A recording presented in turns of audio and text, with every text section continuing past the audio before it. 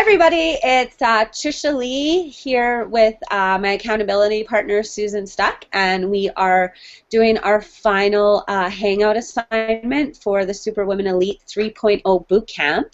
And today's assignment was given to us by Superwoman Katie White, and it's called Creating Your Legacy. So Susan's going to get us started by asking me the questions in the assignment.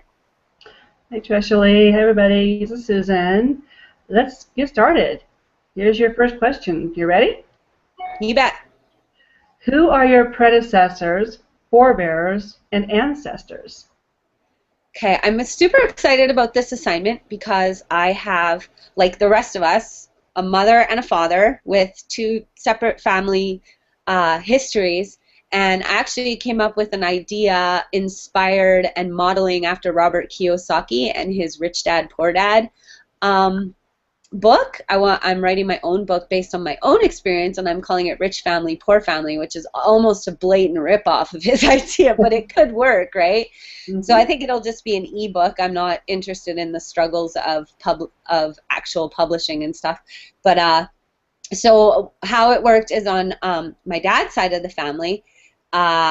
His parents were Polish and German immigrants during the same time period, the early 1900 wave of immigration that came over from Europe, and they were both homesteaders. My grandmother comes from a family of 18 kids.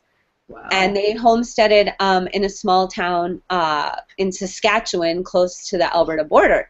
And then on my grandfather on my father's side, it's pretty much the same story, except they were Polish immigrants, and they homesteaded just actually outside of the town that I live in, Kameron, Alberta. It's just a few miles from our farm where they have their, I believe it's 1908 that their homestead was, and we had a big family reunion a few years back where we celebrated the centennial of the homestead. And basically on the other side of the family, my mom's side of the family, I don't know that much about my grandma's history, but I do know that my great-grandfather, my grandma's father, was like a championship boxer, and he traveled around and he won boxing matches and stuff when he was younger. And then he was always kind of a punch-drunk guy. Like I remember him when I was younger, my grandma having to tell him like everything, how to tie his shoe and stuff. But and then on my mom's side of the family, her father, he's one of these rich people that gives rich people a bad name and tends to feed into that idea that all wealthy people are greedy and stuff like that, because he tends to be a little bit cheap, and but he's very, very, very wealthy, and he actually also tends to be a braggart. So that's kind of where people kind of, oh, he's such a dick, right? And so he brags about how when his side of the family immigrated to North America, and they first settled in Wisconsin, but when their family first came from Germany as well, they had their own boat. And it was like in the 1700s. They were before the big homesteader wave of immigration. They came earlier. And so, yeah, and back in those days, having your own boat would be similar to having a private jet nowadays. So he kind of boasts about that. And then he basically inherited most of his wealth and then built upon it. And in his family, there was three brothers and a sister. And the sister, I don't really think got much.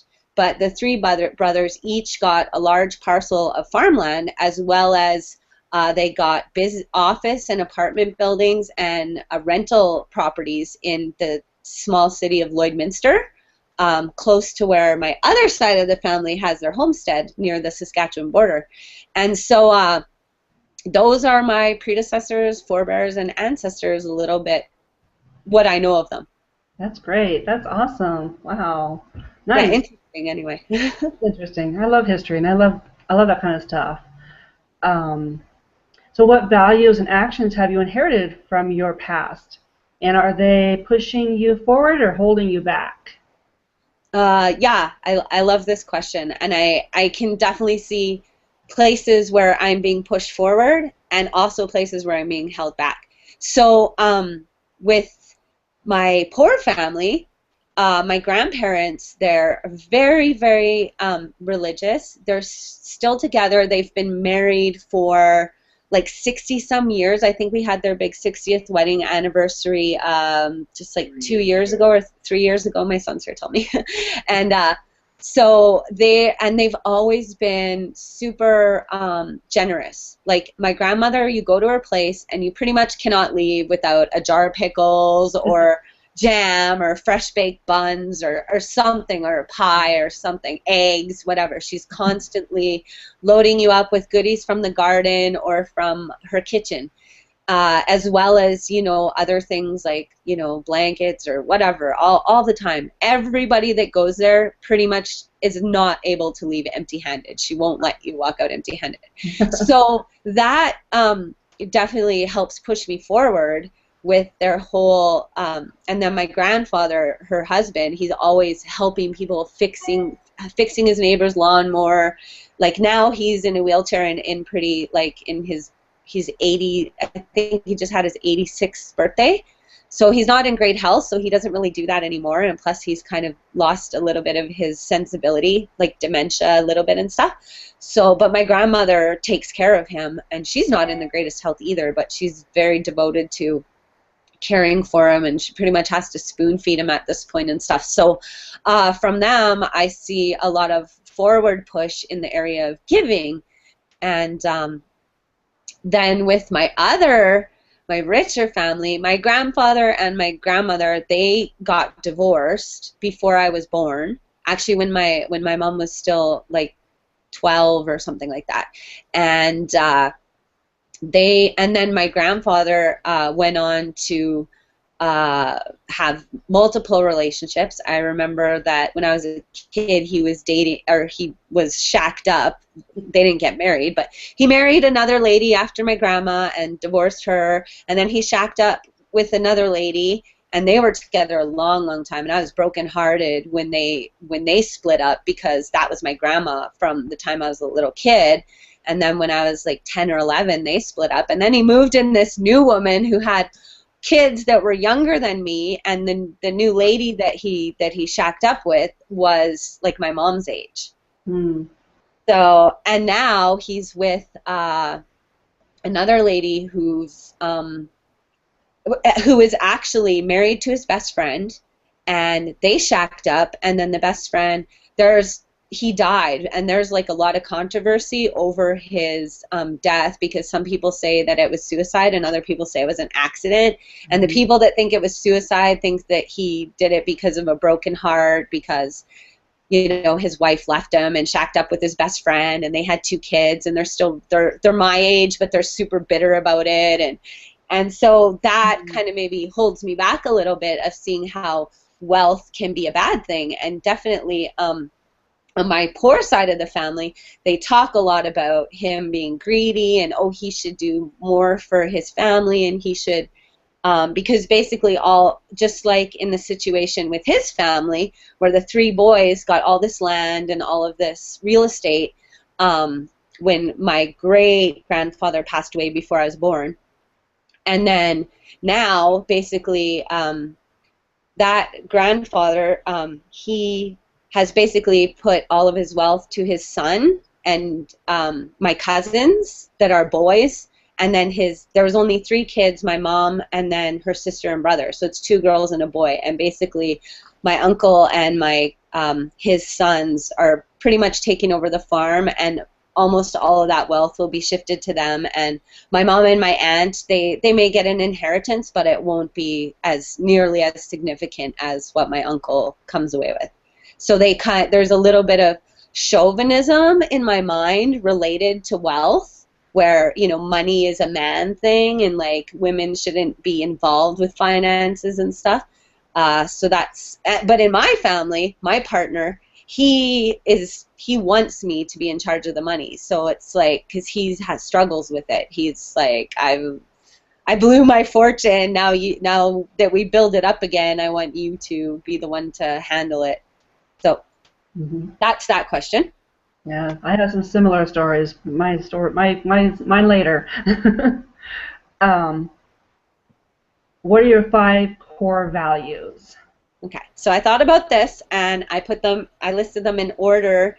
They would be environment, family, pets, what else was there? Pets, I know the last one was wealth, and that fourth one is health. That's what it was. So environment, family, pets, health, and wealth. Nice. That's what I thought. Very good. What actions can you take to live out those ideals? Well, I feel that I'm taking good action towards that every day. I try to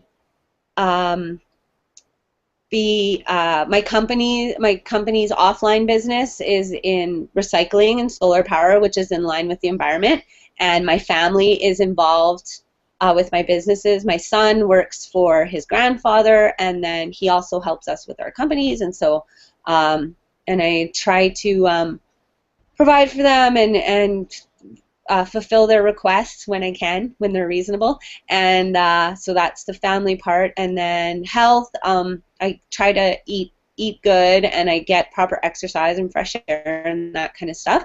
And then with pets, well, I work with animals every day, and then I have my own pets that are mainly rescue animals, and that's super important to me. And then for wealth, that's probably the one I struggle with the most, is that getting a hold of this whole money thing, and which is what I love about the Superwomen and the online business that we're in, because they've really, really helped me to change some of my embedded beliefs about managing wealth and just being able to have the money that I want for the things that I require and desire. Mm-hmm. Very good. Yeah, very good. And what's your mission? Okay, so my mission is clean air and water. So, and what I believe is that if we achieve clean air and water, that will go an amazing way towards cleaning up the food that we eat and cleaning up our bodies and the bodies of plants and animals in the world. So ultimately leading to longevity and potentially immortality. That's my mission. Yes, I like that a lot. I like that. We definitely need more clean air and water, that's for sure. Yeah. How will you build on your inheritance? So definitely I feel that I'm building not so much on my inheritance, because I don't really have one, but and I'm not sure that I'll get one, but from the values and stuff that have been instilled in me, I've been building on that by growing these companies and just getting to know myself better and being able to provide more value and service in the marketplace. Then hopefully more so than my predecessors have, and then hopefully instilling my kids that they can build on my missions and goals into the future even better than me. Right, very good. And that's the questions. So are you ready? Because it's your turn. I am. I did not memorize everything, but I have an idea of what I'm going to say, so we're good. Great. That's all I had to. But I think about this stuff a lot because of the Superwomen and the internet trainings and stuff. So it's like I've been thinking about this stuff for a long time, so I'm so glad the Superwomen brought it to the forefront of our minds. So Susan, who are your predecessors, forebearers, and ancestors? Okay, so I was raised by my stepfather, so I'll get to him in a minute. But my biological father, his name was Joe Lewis, Lewis, and I was not raised by him, but I did, go to see him a couple of times throughout my life. And when I was there, I went through some old books, and I discovered that I am a descendant of Meriwether Lee Lewis of Lewis and Clark fame. Wow. I thought that was pretty cool. They live in West Virginia, and that's where he lived. And so I was like, wow, so I am a descendant of his. And then on my stepfather's side of the family, my grandfather was an immigrant from Switzerland. And he came over in 1912. he was scheduled to get on the Titanic, and he was 15 years old, and he and his cousin missed the boat. Oh, good. So they were late, and they missed it like 15 minutes. They'd already taken off. So thankfully, you know, I'm here because of that. And Wow. so that's my ancestors. I don't really know a whole lot about my biological side of the family because, like I said, I was not raised with that, side of the family. I was more raised on the Frei, F-R-E-I side of the family from Switzerland. And so my grandfather was, like I said, an immigrant from Switzerland, and so that was No pretty. wonder you love this stuff. What a connection to like famous events and amazing stories. Wow. Okay, Yeah. so what values and actions have you inherited from your past? And are they pushing you forward or holding you back? So I think growing up on my stepfather's side of the family, we were farmers as well. So I grew up on a farm, and so I know the value of hard work. I mean, there was not a day when we were, not busy. We were either out in the field harvesting. I think posted on Facebook recently, my brother's out harvesting right now because he inherited the farmland when my stepfather died. And so he's harvesting, cooking for the harvest crew. We were planting potatoes because I'm from Idaho, we plant potatoes. And gardening, the hard work was really instilled in me. So that's a value that is pushing me forward, keep up that hard work. And on the other side of it, like I said, I'm a little bit, my stepfather was also very wealthy. And he was also very stingy with his wealth. We didn't find out that he was how wealthy he was after he died. And, it's like, oh my gosh. So we were living almost like paupers. We didn't have to, but, he also was very stingy with his money. And in a way that's also kind of hindered me because I still live that way. And I know I don't really have to. I can live within my comfort and within my means. But I still get a little stringent with my money. It's not a bad thing unless, I remember a particular time when my mother bought a pair of jeans for my brother, and my stepdad took it out of his paycheck. That was pretty, mundane. That was just uncalled for in my book. So I'm not like that per se. My kids need some new school clothes, and they're going to get new school clothes. I'm not going to go out and, I might go like to thrift stores and buy them, but I'm not going to, take it out of their paycheck or anything. So that's been kind of ingrained in my memory over the time. And so, Susan, what are your 5 core values?